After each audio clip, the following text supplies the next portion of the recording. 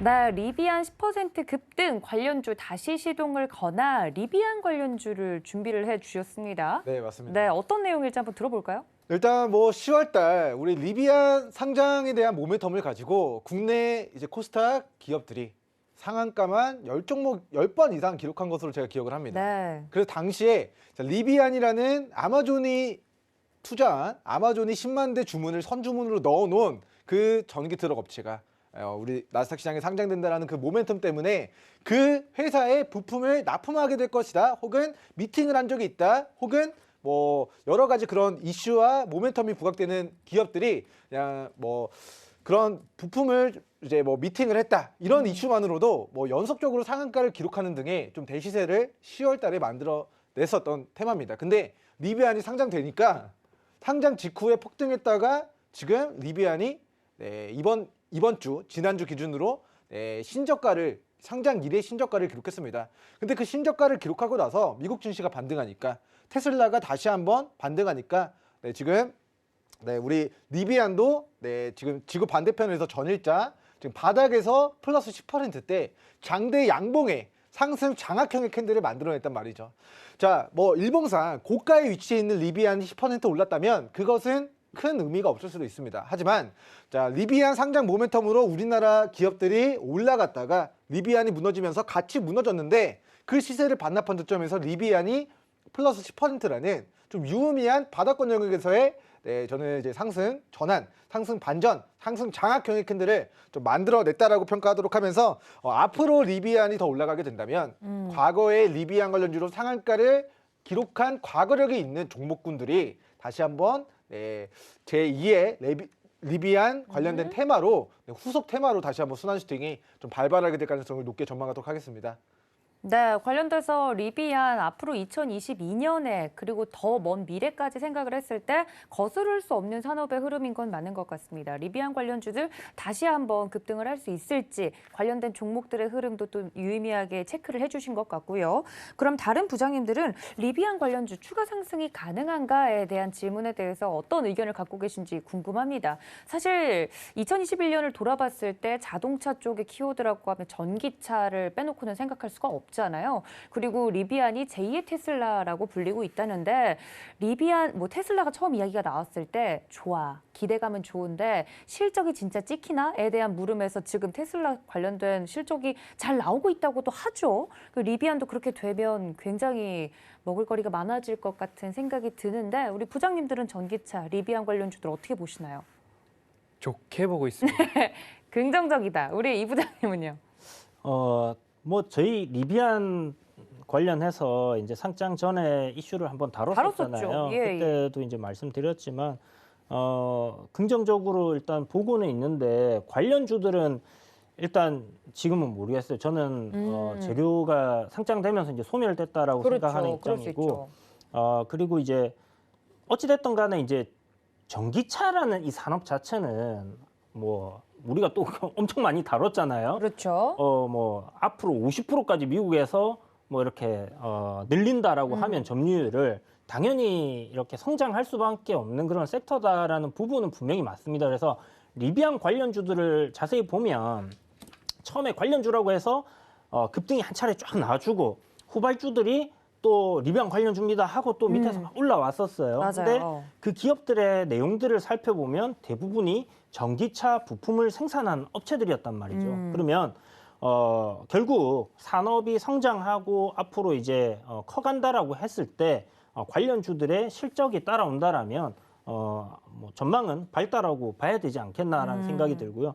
테마적인 관점에서는 뭐 어떻게 될지 사실 잘 모르겠어요. 뭐 주가 급등이 나온다라면 뭐 충분히 또 따라가는 흐름들이 지금 만들어졌기 때문에 그런 흐름도 나올 수 있지 않겠나 생각은 드는데 개인적으로 저는 이제 시세 크게 한번 나와주고 난 이후에 그 저항대 안에서 이제 노는 종목들은 별로 그렇게 좋아하지 않기 때문에 이제는 하나의 또 식상한 또 테마의 재료가 되지 않았나라는 그러니까요. 생각도 또 들고요. 그래서 그러나 뭐 언제든지 꿈과 희망을 부풀어 넣을 수 있는 그런 테마임에는 맞는 것 같아요. 그래서 뭐 또 다른 새로운 신차가 나온다든지 네. 뭐 그런 리비안이 뭐 리비안뿐만이 아니라 또 다른 전기 자동차 업체들이 굉장히 좀 잘 떠오른다든지. 되는 상황들이 발생이 되고 또 시장에 전기차에 대한 이런 이목이 쏠리게 되는 시점이 온다라고 하면 충분히 또 관련 주들이 상승하는 흐름들은 만들어질 가능성은 있다 이렇게 생각은 듭니다. 네, 이게 참 성장성과 한계가 뚜렷하게 보이는 것 같아요. 지금 시점에서는요.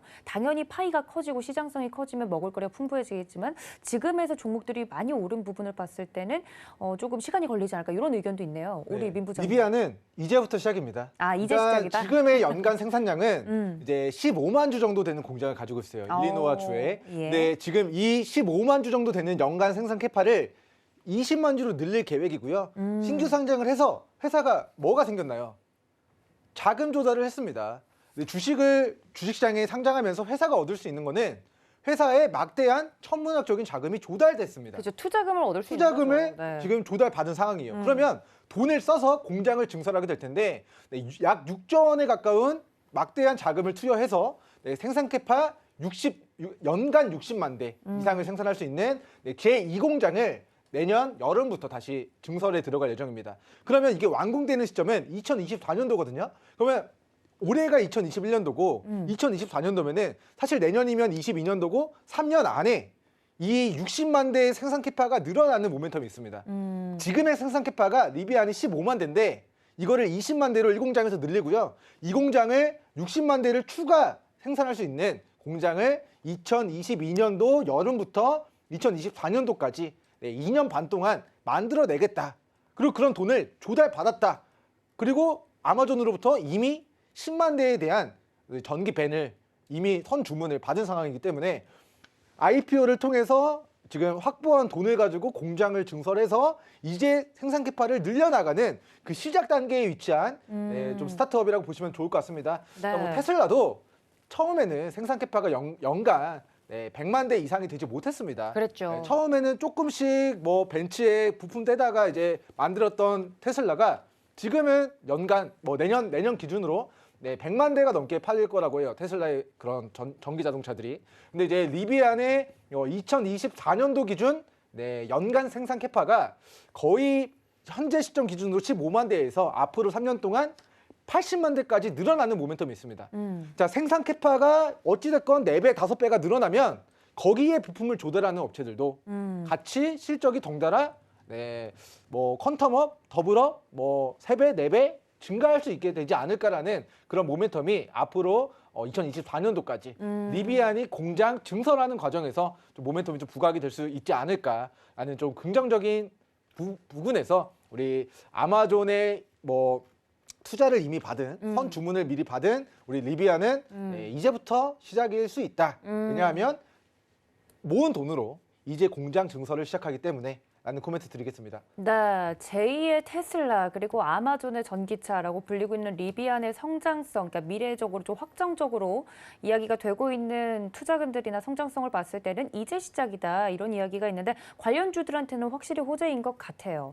근데 이제 앞으로 산업적으로 좀 봤을 때 이러한 투자 계획들이라든지 증설 계획들이 관련주들에 어떤 영향을 미칠지가 주식 투자하시는 분들에게는 제일 궁금할 것 같거든요. 왜냐하면 리비안 관련돼서 성장성 알겠어. 공장 짓는다네, 그 자동차가 나오겠지, 잘 팔리면 너무 좋겠다. 이런 이야기 있을 때 산업적으로 길게 투자를 하고 싶으신 분들한테는 그런 관련돼서 좀 장기적으로 봐야 되는가, 뭐 이런 것들도 궁금할 것 같은데. 개인적으로 정답은 정해져 있다 봅니다. 아, 답정론가요? 네, 정해져 있죠. 전기차가 많이 팔리면 뭐가 잘 되겠습니까?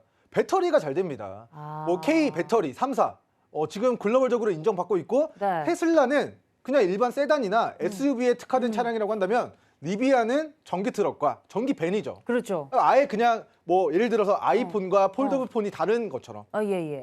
프리미엄 폰과 저가 폰이 다른 것처럼 우리 리비안과 테슬라도 세단이냐 SUV냐 전기 트럭이냐 밴이냐 그런 선호도의 차이입니다. 그래서 어찌됐건 이런 시장이 열리면 어찌됐건 그 전기차에는 배터리가 가장 들어갈 테니까. 가격 생산 단가가 높게 차지하는 게 배터리고 당연히 수혜는 배터리주들이 얻게 되겠죠. 근데 정답은 죄송합니다. 정답은 이제 배터리가 되겠습니다. 근데 이제 그 배터리 관련주들은 네. 이미 우리나라 기업들, 대기업들 잘하는 세계 기업들이 그렇죠. 3사가 있죠. 이미 다 올라갔죠. 그래서 이 종목들은 사실 앞으로 전기차 시장이 성장함에 따른 수혜를 확정적으로 입게 될 기업들이고 우리가 테마주들은 그런 종목들보다는 시가총액은 작지만 어허. 우리 리비안의 특정 부품을 공급한다라는 이슈와 모멘텀을 가지고 있는? 빠르게 움직일 수 있는 종목들을 리비안 테마주라고 칭하도록 하겠습니다. 그럼 좀 두 개를 나누어서 이야기를 해보죠. 그 배터리 쪽으로는 저희 3사 관련돼서 종목을 좀 공략을 해서 배지를 다신 우리 허 부장님이 옆에 계시기 때문에 확정적 사건이라고 하셨는데 배터리 관련돼서는 그럼 유망하겠네요. 부장님 어떻게 보시나요? 산업적으로. 좋게 보고 있습니다. 그 말을 뺏도록 하겠습니다. 어떻게 배터리 좋게 보고 있나요? 관련해서는 네.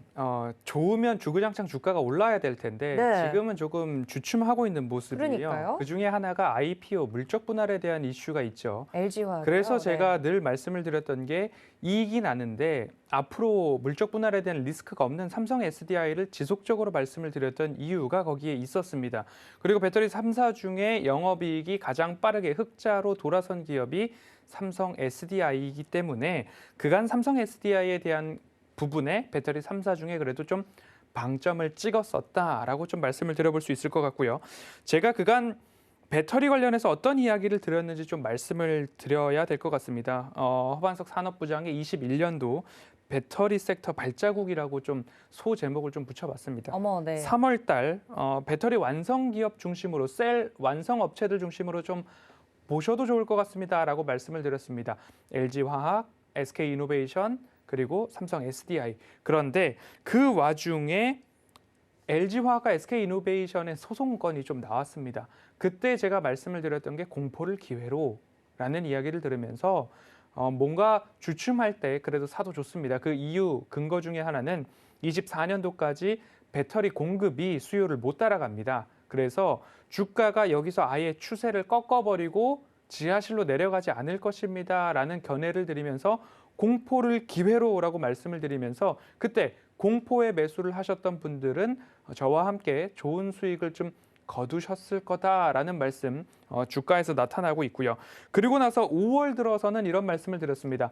셀 배터리 완성 업체로 우리가 수익을 잘 봤으니까 이제 주목해 볼 곳은 배터리의 성능 혁신입니다라고 하면서 소재에 대한 기업들을 좀 말씀을 드렸습니다.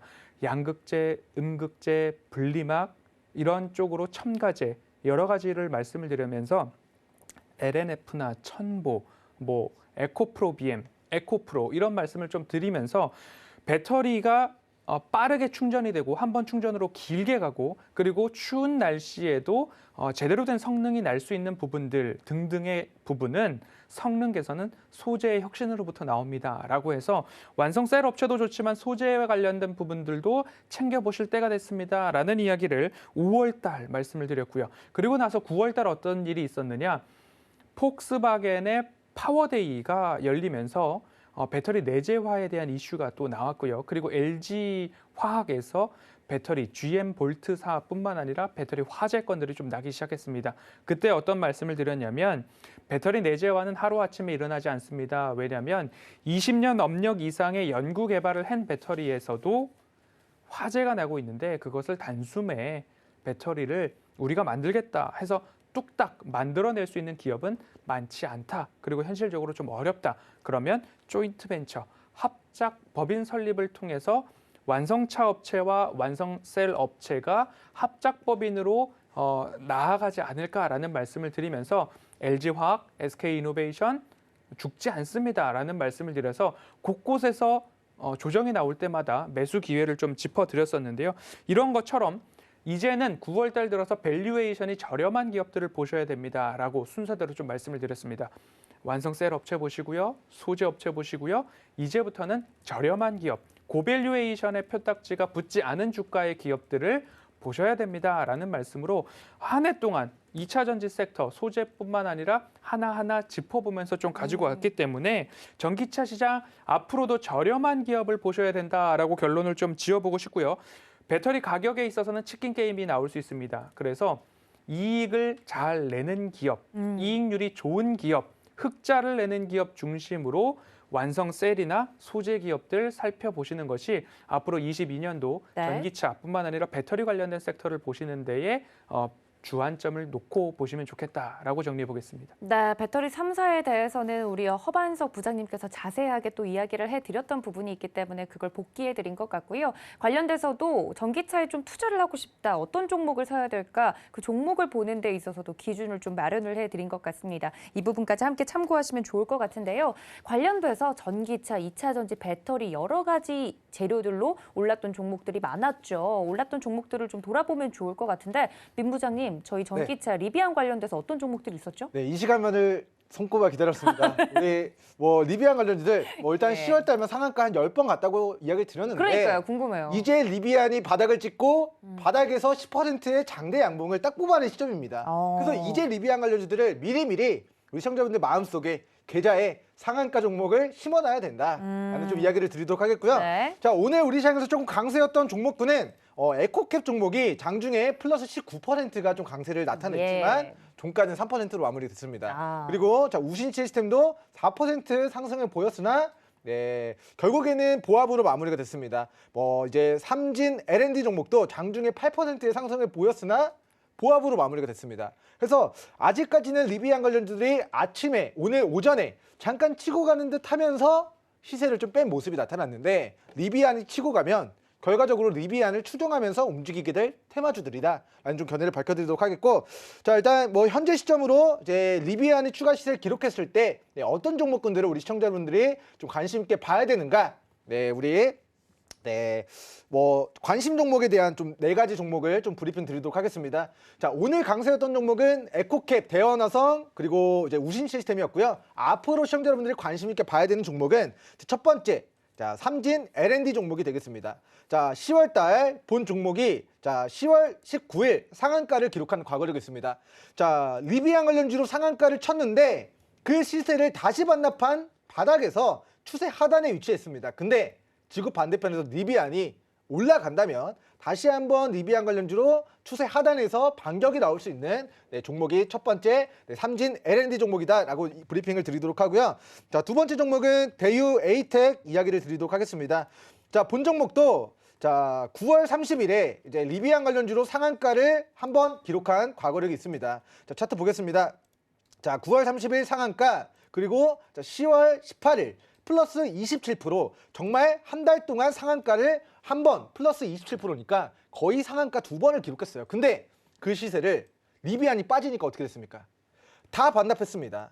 자, 과거의 상승 시세를 전부 다 반납한 저점과 이중바닥 구간에 대유 에이텍이 위치해 있다. 근데 리비안이 다시 올라가면 리비안 관련주로 과거에 상한가 2번 기록했었는데, 그러니까 약 2번, 네, 플러스 30%, 플러스 27%니까 거의 상한가만 2번 기록했었는데 그 시세를 반납한 저점에서 다시금 튀어오를 수 있을 우리는 가능성을 좀 염두해야 된다. 자, 밑으로 이미 시세를 반납한 저점이기 때문에 밑으로 조금 손실 잡는 거 대비해서 위로는 크게 노려볼 수 있는 종목이다라고 브리핑 드리도록 하고요. 네. 세 번째 종목은 세원 종목입니다.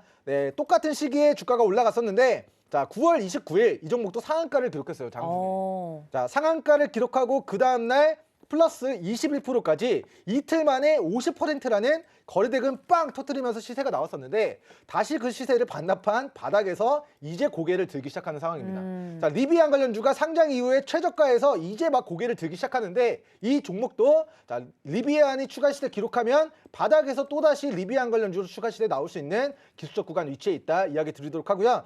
자, 이 종목은 이제 대우부품이라는 종목인데 이제 아진산업과 굉장히 지분 관계를 얽혀 있습니다. 일단 실적은 좋지 않은데 우리가 대우부품 네이버에 리비안이라고 검색을 해 보시면 리비안의 부품 조달하는 그런 이슈를 내면서 과거 자, 갑자기 10월 15일 금요일 자, 갑자기 돌연 상한가를 만들어낸 과거력이 있습니다. 자, 리비안 관련주들이 전체적으로 상장 직전에 상한가 한 번, 2번 이상씩은 만들어낸 과거력이 있어요. 그래서 우리 대우부품 종목도 과거에 거래대금 터트리면서 하루 만에 자, 상한가 플러스 그 다음날 9% 거의 40%의 시세를 만들었었는데 다시 그 시세를 반납한 바닥 구간에 위치해 있다라는 평가를 드리도록 하고요.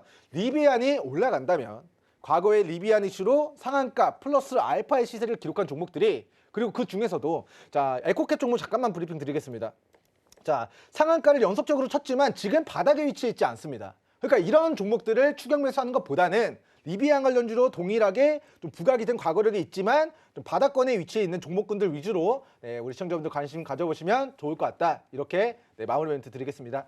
네, 리비안 이슈를 준비해 주신 우리 민경철 부장님께서 관련돼서 과거에 상승이 나왔던 그리고 앞으로 갈 만한 유력한 종목들의 소개까지 들어봤습니다.